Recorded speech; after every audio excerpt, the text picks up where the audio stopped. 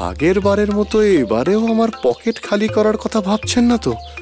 আগের বারে জামাই ষষ্ঠী বলে ডেকে সব বাজার হাট তো আমাকে দিয়েই করিয়ে নিয়েছিলেন।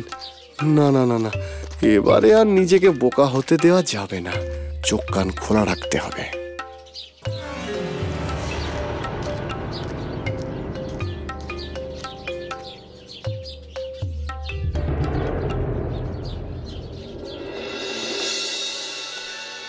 আরে গোবর্ধন, এসো এসো। দেখো না, আমার শরীরটা সকাল থেকেই ভালো নেই, তাই আজ সভার কাজ মুলতুবি রেখেছি। কেন জমিদার বাবু, কি হলো আপনার?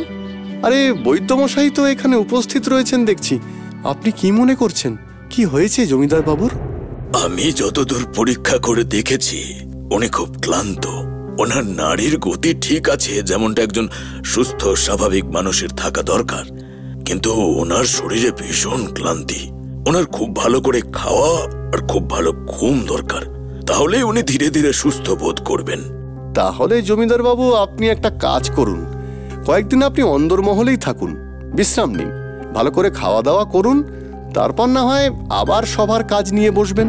শোনা গোবর্ধন, তুমি তো আর বৈদ্য নাও, আমাকে এত জ্ঞান দিতে কে বলেছে তোমাকে?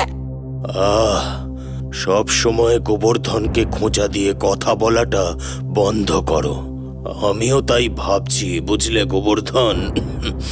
কয়েকদিন ছুটি নেব, কয়েকদিন তোমাদেরই সবকিছু সামলে নিতে হবে।